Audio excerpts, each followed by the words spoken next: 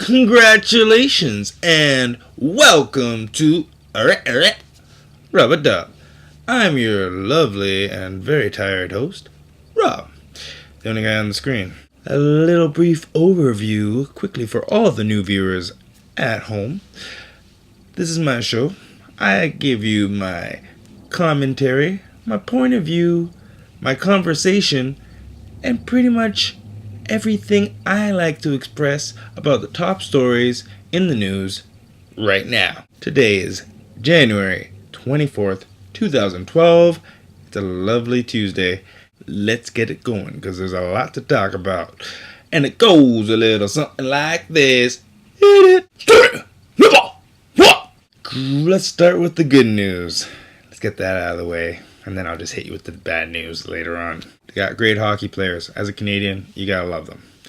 Alex Ovechkin, not so much. Not showing up to Ottawa for the All-Star game that's coming up this weekend. But the Indo-Asian News Service reported on Saturday that a Russian scientist has published what he claims to be evidence of life on Venus. Leonid Kasofamidi, an astronomer based at the Space Research Institute at Russia's Academy of Science, analyzed photographs taken by a Russian landing probe during a mission to explore the heavily acid-clouded planet. Venus is roughly the same size as Earth, but has a thick atmosphere dominated by carbon dioxide, with an atmospheric pressure 92 times greater than Earth, a waterless and volcano-riddled surface, and surface temperatures of 894 degrees. A planet has never been considered a serious target of research of the possibility of extraterrestrial life. But the article that was published in the Solar System Research describes what Kasofamidi saw in his discovery as a scorpion-shaped disk image that was moving.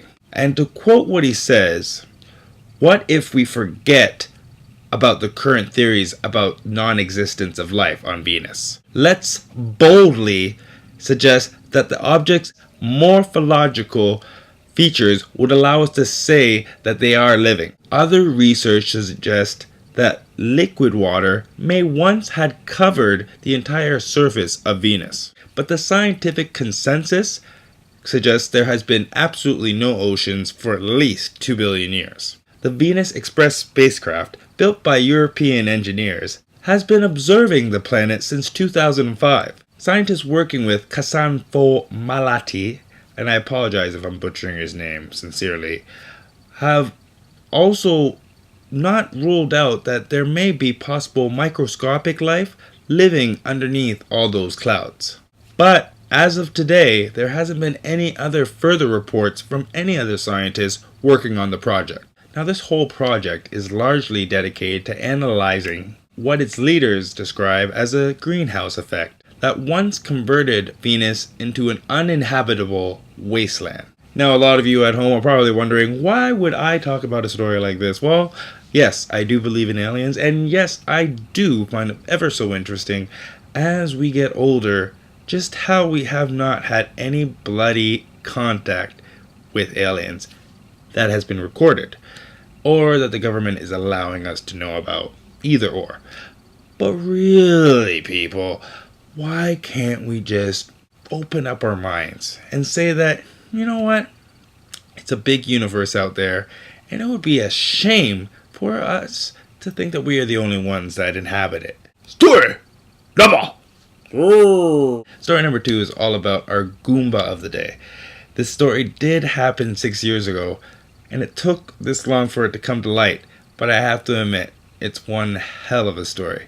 Now, this story takes place in 2006 when good old Bill Blair that ordered his MI6 agents that were already infiltrated inside Russia to actually use a plastic rock as a method of transporting their valuable information. Now, this high-tech spy rock acted like a high-tech dead letter drop, where a British asset could upload information to the rock, and then later on, after the asset has moved on from the park, the British agent in a Russian country could walk up to the rock, pull out their mobile device, and upload the information onto their mobile device. Now these Russian officials, as paranoid as they may be, monitored the rock. Now once these Russian officials found out about what was going on with this rock, they monitored it for a while before actually seizing the rock to find out necessarily what else they could find. Are we serious, MI6? Like, could you imagine James Bond doing something as stupid as this? With this kind of play school plastic gnome type of spy equipment? I'm going to play devil's advocate here and say that maybe Russia has just gotten a bad rap.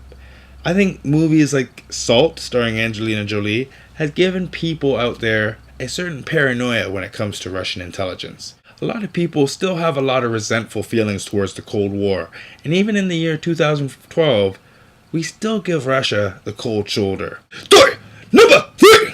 Love them or hate them, the United States is still flouting international law at Guantanamo Bay, despite President Barack Obama's election promise to close the facility 3 years ago. It's been 10 years since Guantanamo Bay has been open in 2002, and it's been just over 3 years since January 22, 2009, when the president ordered the closure within 12 months. Yet the facility continues to exist, and individuals remain arbitrarily detained indefinitely, in clear breach of international law. Now, this camp, as you might know, is actually set up on a U.S. naval grounds in Cuba. 8 prisoners have died at Guantanamo. 8 prisoners have died at Guantanamo, 2 due to natural causes, and the other 6 have been classified as suicides. Necessarily through waterboarding or not, that has not been disclosed. Even though an outstanding amount of detainees have claimed that they have been tortured numerous times, repeatedly, for years, only 6 trials have actually happened in a decade. 6 trials in 10 years. 6 trials in 10 years.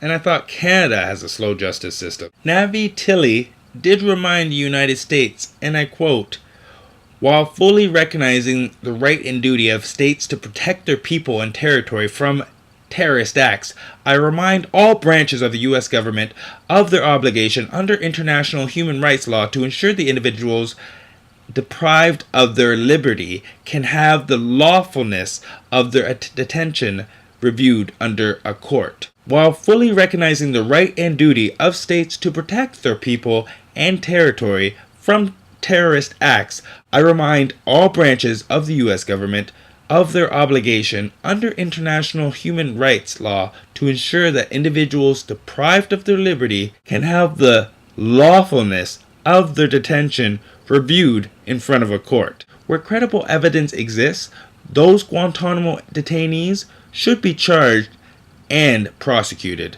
Otherwise, they must be set free." Now, this is what I pointed out earlier in my story.